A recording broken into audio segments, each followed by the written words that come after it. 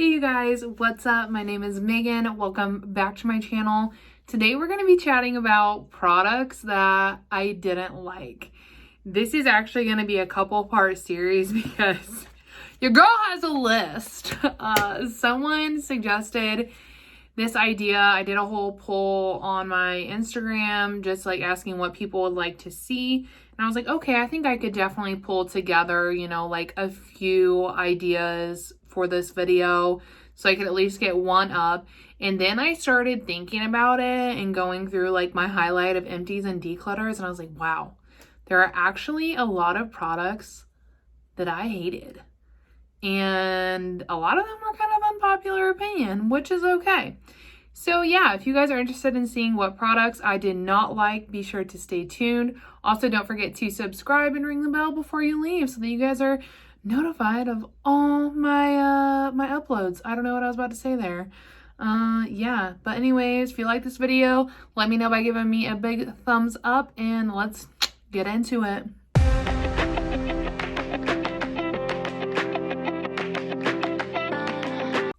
So as we talk about these items, I will be placing a photo up in here just because a lot of these I've either decluttered, returned, or given away because they didn't work for me and I didn't like them. So I don't have them in my collection. These also aren't going to have any like particular order or anything that I'm going in. I just have like a list. And I just picked a few items off the list to do for this video, and then we'll just kind of go from there. But yeah, if I'm looking down, it's because I'm looking at this to make sure that I'm chatting about the ones I want to chat about today. So let me know in the comments if there are any of these that like you also did not like. If you loved them, that's okay. I'm not saying that like you're a terrible person because you liked these items. Makeup, skincare, all the things are super personal to everyone and not everything can work for everybody. So if I say I hated a product that you love, it's okay that you love it. And it's okay that I don't love it. Like, you know what I mean? It's fine. If this is going to offend you, then you probably honestly just shouldn't watch. But anyways, let's go ahead and get into it. The first thing that I wanted to talk about is the BH Blush Quad Truffle. I'll place a picture. This one, these were like so raved about when they first came out. Everyone was like, okay, I'll give them credit. The packaging was cute. The concept was cute. I really liked both of that. So I fell into the, the hype of, oh, these blush quads. Plus, if you've been here, I fucking love blush. So I was like, wow, this is so cool. You get 4, it's affordable, it's BH. I love their eyeshadows, so I really wanted to try their blush. I picked up this quad.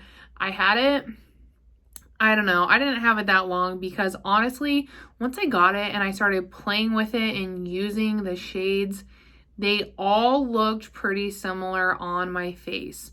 So realistically, even though I was getting a quad, we were really only getting 2 different shades out of the quad. And to me, like it just was so meh because everyone, sorry, like I shook my whole table, but everyone like hyped these up so much that I was just like expecting so much more. So then when I got them and they were just meh, the shades were repetitive, I wasn't into it at all. So I listed it and was able to declutter it through Mercari because I just knew I wouldn't reach for that. I have so many other beautiful, vibrant blushes that I loved. And yeah, that one to me really just missed the mark. And it definitely could have been the particular quad that I had. Maybe some of the other quads had more shade variety.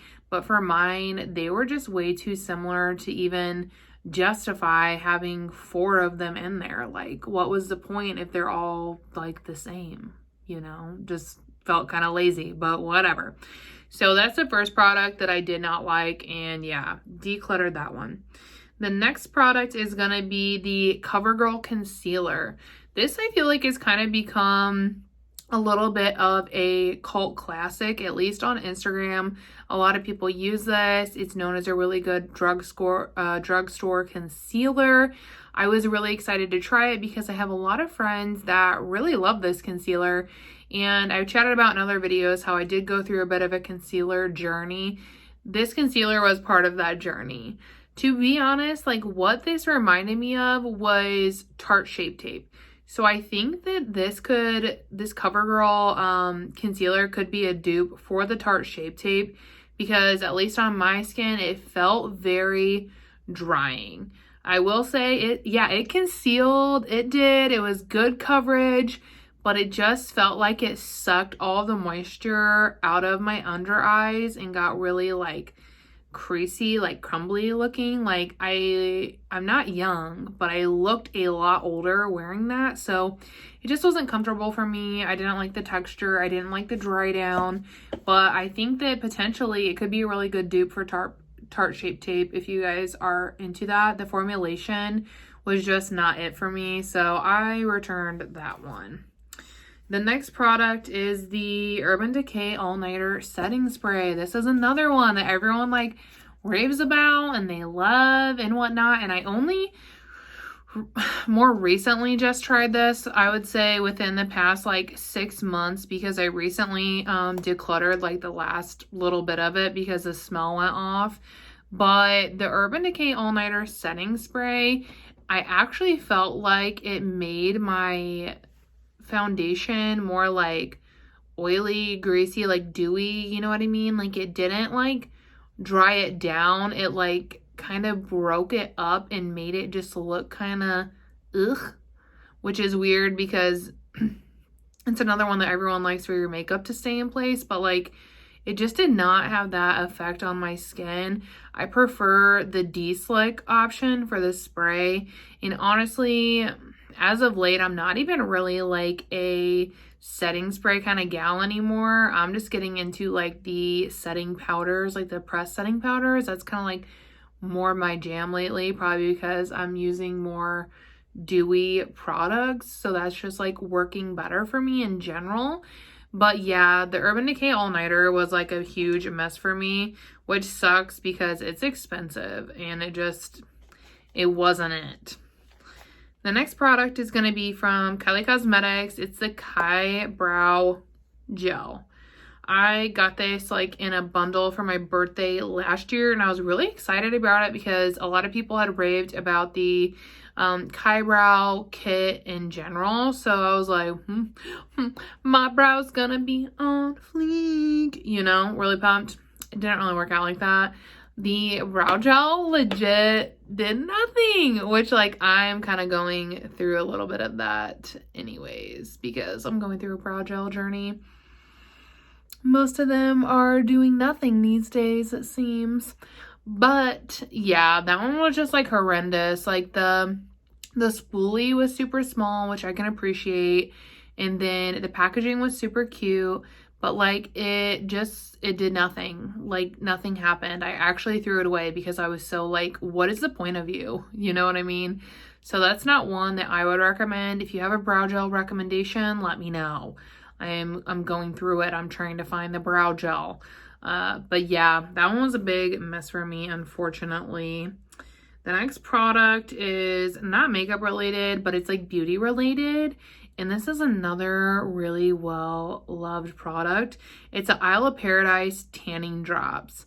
These like broke the internet low key. Everyone, well, a lot of people got them in like PR over on Instagram.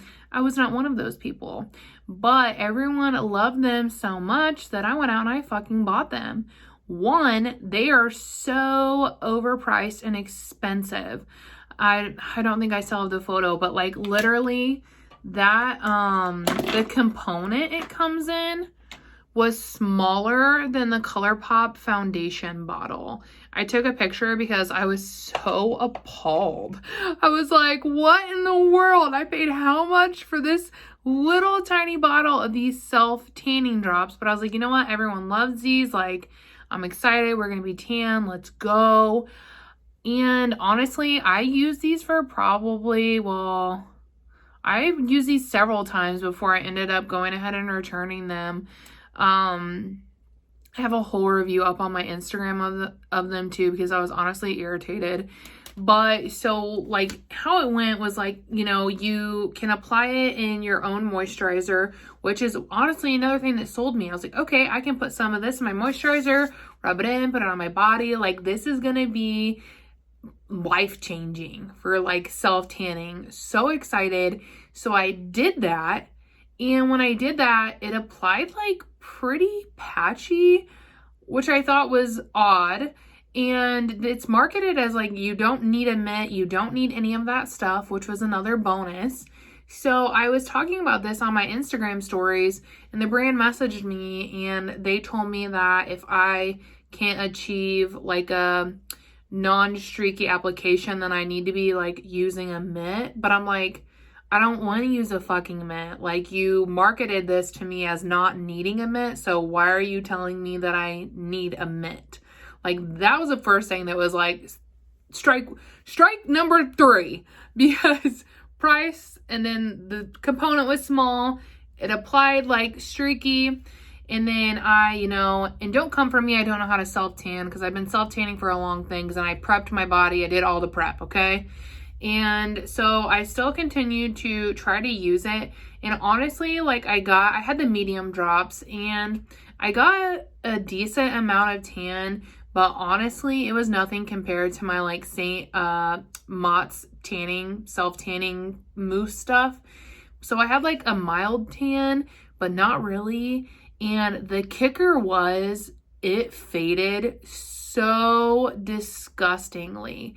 I telling you right now, you guys, I looked like a spotted like cheetah or something. It was the weirdest thing. It faded off my body in like these spots, and it dried me out so bad, which is crazy because I was mixing it with legitimately a moisturizer that's always worked for me. I went out of my way to buy a more hydrating moisturizer because I thought, oh, well, maybe it's me. It's not me. It's the fucking tanning drops. And yeah, it just faded terribly. It dried me out. It was bad. It sucked. And I highly discourage anyone from purchasing it because it's so terrible. I know a lot of other people really mentioned that they liked it, but there were so many no's about this for me. I guess I would rather just buy my St. Mott's one that goes on sale pretty frequently for like $10. It lasts like a year, and do that with a mitt and literally have no streaks, a nice deep tan.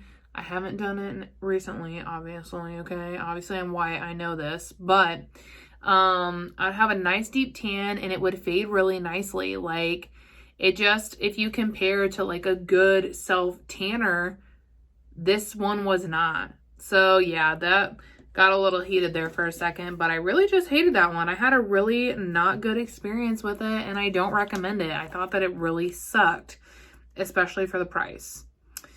The next one I want to talk about is, I have quite a list from A Rare Beauty, but I'm going to sprinkle these throughout this like whole series.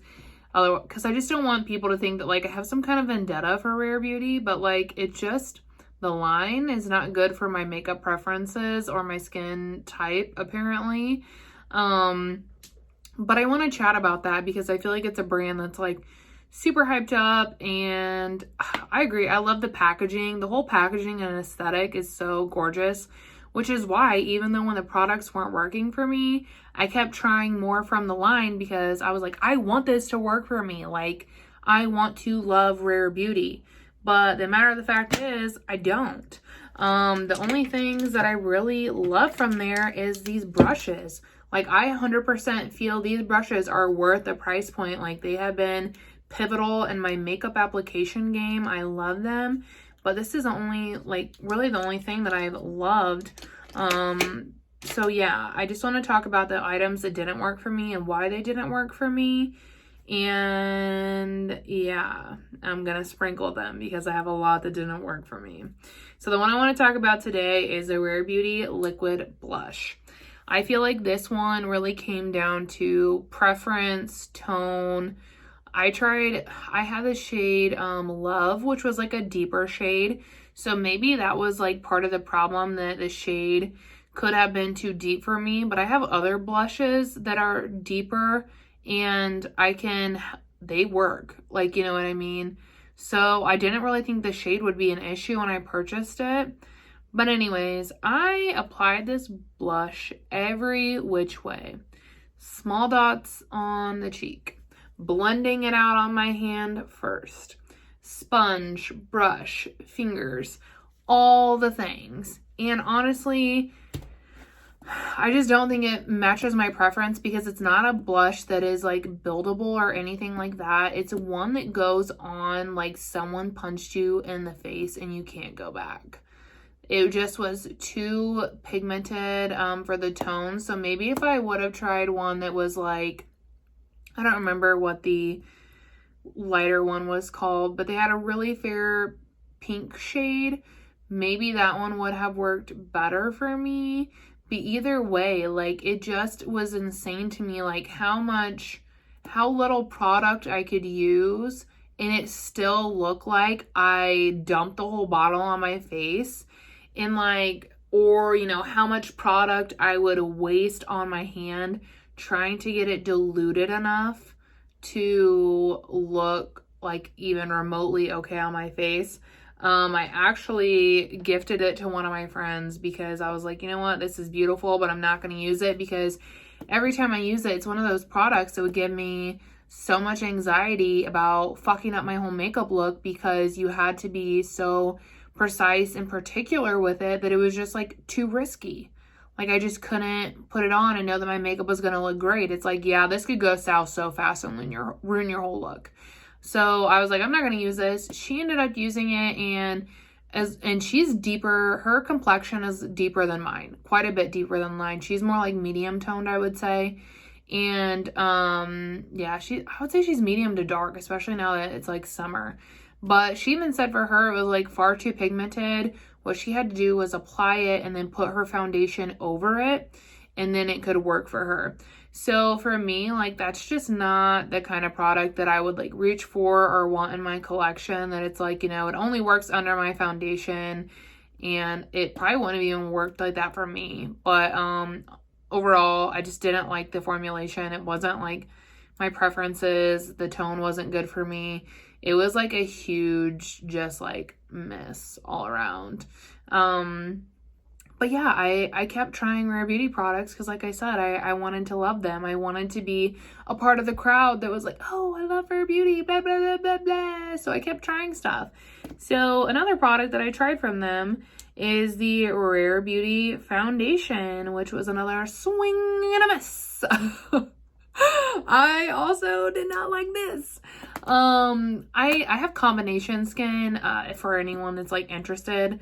But this just like, you had to shake it. It was very liquidy. And it was messy. Mine leaked. And I kept it like standing up on my vanity. I didn't even have it laying down or anything. And it was just a mess in general. So I don't know if it was something with the stopper or what, but storage wise, it was a mess. Packaging, beautiful. Yeah, you guys know I love the packaging.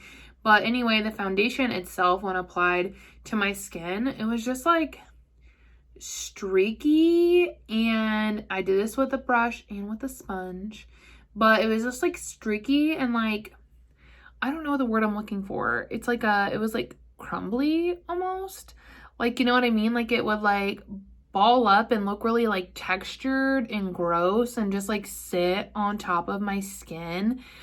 It was probably the worst foundation that I've ever tried. And, you know, I was honestly like excited. I was like, okay, something really nice, light coverage, lightweight. I was pumped about it, and it just was like not good for my skin type. And I mean, I have some texture, everybody does, but like, I didn't feel like my face is so textured. It warranted like the gritty, that's the word I'm looking for, the gritty effect that foundation got for me. It didn't wear well. It was almost immediately creasing all over. Like, I mean, I have stuff on right now and like, it's not really settling into my fine lines a little bit, but I've been wearing this already for like 2 hours. But like, it immediately had like settled into my fine lines, and honestly, it just made my face look disgusting. That's the only way to put it. It made my complexion look disgusting. So yeah, that was another one that I ended up returning. It didn't work for me. I know a lot of people who like it. I'm just not one of them. And then the last product that we're going to talk about in this video is the Pat McGrath Sublime Palette. And I posted a review on my Instagram about this as well. And for the most part, people were pretty nice about it. I had some like haters, but you know how that be when you like say you don't like something from like Natasha Denona or Pat McGrath. You have people that crawl out of them woodworks and they come for you. But this palette I actually picked up on sale for like $14. Thank goodness. And to be honest with you, I don't even think it's worth the $14 that I paid for it. I was really excited about this palette. The color story looked really beautiful. But when I got it and began playing with it, the problem is the formulations and the palette don't mesh well with one another. The brown shade, I don't know what way the picture will be facing because I have mine with me. So maybe I'll just hold this one up. But so this is the Sublime palette. This shade here was just like it's like kind of hard and like crusty. So it doesn't like, it applies okay with a finger, but it's nothing like mind-blowing, at least in my opinion. I have shades that are better than this in my collection. And then this one is trash. It is so like, it swatches better than it applies on the eye, but literally it was so like patchy and dry and crumbly and crusty that I was like, what is happening? Like, I thought this was a joke. Like maybe they sold me an expired one. I don't know. And then the formulas just don't play well together. Like if you're using this one with this one, the formulations don't mesh well together. It's like if you're going to use this, you have to use it with a completely different palette in order for it to work. Same with this shade, same with this shade. This one actually is a duochrome. The formula feels great on this one. You have this shift from like bronze to pink. And this one is actually a really beautiful one and done shadow. So this is one of the shades that I really did love. I love this gold shade here, okay? This formula is really beautiful, really soft. But again, it's one that like you would have to do it standing alone or you would have to pair it with another palette. And then the same with this green shade. This is beautiful on its own. I prefer something with a little more depth. But it's, again, something that you can't even use it with these other colors. It's just a standalone shadow, or you have to pair it with something out of another palette. So I guess when I purchased this, I was expecting a palette that I could use, when really this is a companion palette. So if I don't even know if this is still available anymore, but essentially this is only a palette that I would use in companion with another one. And I don't tend to reach for palettes like that often. I usually want something I can reach for and do my whole look and not have to worry about it. So this is one that doesn't get reached for. It's one I considered decluttering. I didn't yet because I really do love these three formulations. These two are just duds. But yeah, I just don't really think that this was worth it. I didn't like it. If I would have paid full price for it, I would have been pissed. But even for $14, I was like, this is so meh. And like, that's like a whole nother issue of like, high-end makeup and not. And I kind of want to do a whole video on that because, I mean, is it nice? Yeah, but realistically, like, if you've tried a lot of other brands and formulations, like, you'll realize that it's just about the name and who's selling it. Like, the product actually isn't that incredible or really worth that kind of a price tag. Like, all these shadows, I have formulations just as good already in my collection. So that was like a super disappointing purchase. And yeah, I didn't like that palette. So that is the last one that I want to talk about today. Like I said, I have like a whole list of these, and this will probably be a 3 to 4 part series. If you guys are still interested in seeing another video like this, products that I didn't like, then make sure you let me know, hit the like button or leave me a comment or do both, and I will continue to film the next parts of this. But yeah, that's all I have for you guys. I hope you enjoyed this video, and I will see you in the next one.